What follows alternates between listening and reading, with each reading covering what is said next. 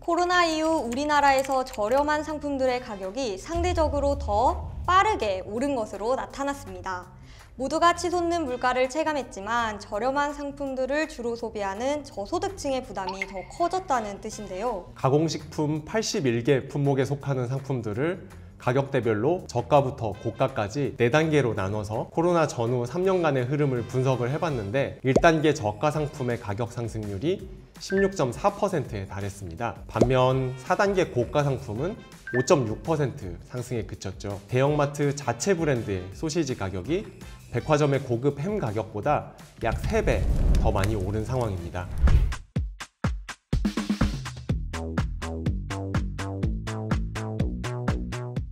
안녕하세요. 쉽고 재미있는 경제 이슈에 대해 알아보는 시간 BOK 이슈 토크의 진행을 맡게 된 천진원 조사역입니다.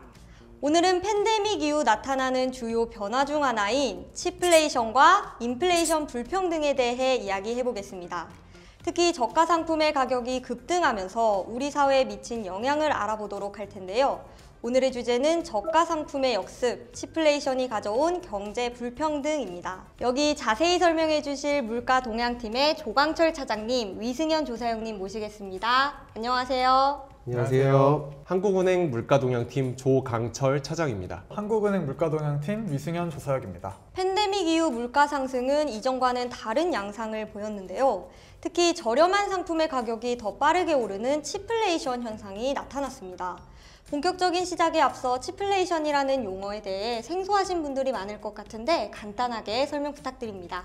치플레이션은 칩, 값싼 상품의 가격이 인플레이션, 빠르게 상승하는 현상을 의미합니다. 쉽게 말해서 저가 상품의 가격이 고가 상품보다 더 많이 오르는 상황을 말합니다. 이 현상은 특히 경제적으로 취약한 계층에 큰 영향을 미치는데요. 고소득층은 고가 상품을 주로 소비하기 때문에 물가 상승을 상대적으로 덜 체감하게 됩니다. 반면에 저소득층은 저가 상품에 대한 의존도가 높아서 가격 상승의 부담을 크게 느끼는 편입니다. 이는 가계소득계층 간 체감 물가의 차이를 벌리면서 인플레이션 불평등을 심화시킵니다. 인플레이션 불평등을 주목해서 들어봐야 할 것 같은데요. 우리나라에서는 치플레이션이 어떤 모습으로 나타나나요? 대한상공회의소의 스캐너 데이터를 활용해 가공식품의 가격 수준별 물가 지수를 분석한 결과 팬데믹 이후 저가 상품의 가격 상승률이 유독 높게 나타났습니다. 예를 들어 2020년 1월부터 2023년 9월까지 1분위 저가 상품의 가격은 16.4% 상승했지만 4분위 고가 상품의 가격은 5.6% 상승하는 데 그쳤습니다. 팬데믹 이전에는 저가와 고가 상품 간의 가격 상승률 차이가 크지 않았지만 인플레이션이 급등하면서 격차가 뚜렷해진 모습입니다. 팬데믹 이후에 치플레이션이 더 뚜렷하게 발생한 구체적인 원인은 무엇인가요? 네, 크게 두 가지로 볼 수 있습니다. 첫 번째로는 수입 원자재 가격의 급등입니다. 팬데믹과 러시아 우크라이나 전쟁으로 인해서 밀, 원당, 식용유 등 주요 원자재 가격이 팬데믹 이전과 비교했을 때 1.5배에서 2.5배까지 올랐습니다. 이는 가공식품 제조 비용에 직접적인 영향을 미쳤고요. 두 번째로는 저렴한 상품으로 소비가 몰리는 현상입니다. 인플레이션이 심화되면서 소비자들이 가격이 낮은 상품을 선호하게 되었고, 이로 인해서 저가 상품의 수요가 증가하면서 가격이 더 빠르게 올랐습니다. 원자재의 가격 상승과 저가 상품의 수요 증가가 주요 원인이군요.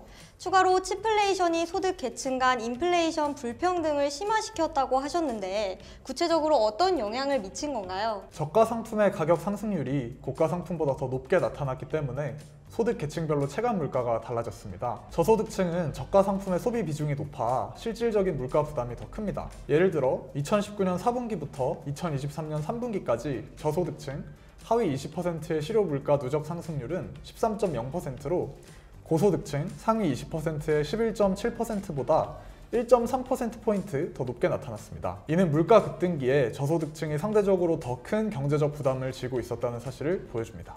결국 소득 수준에 따라 체감하는 물가가 완전히 다를 수도 있다는 이야기군요. 네, 맞습니다.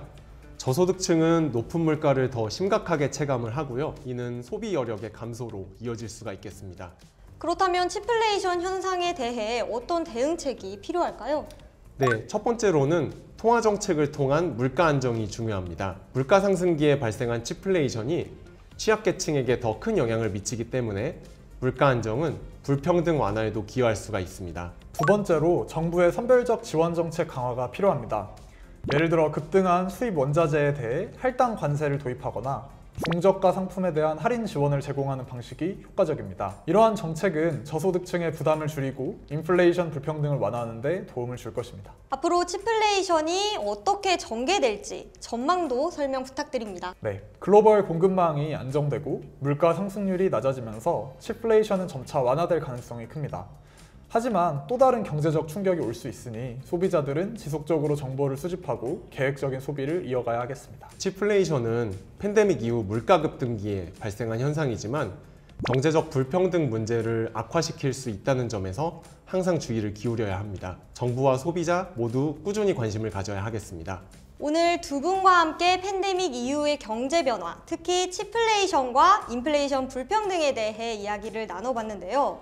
저가 상품의 더 높은 가격 상승은 단순히 경제 현상이 아닌 소득 계층 간 격차를 더 심화시킬 수 있다는 점에서 더 주목해서 봐야 할 문제로 보입니다.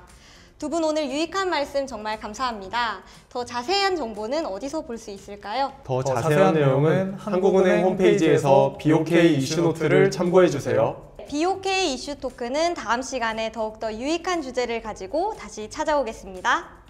구독, 좋아요, 댓글 알림 설정까지 많이 눌러주세요. 안녕.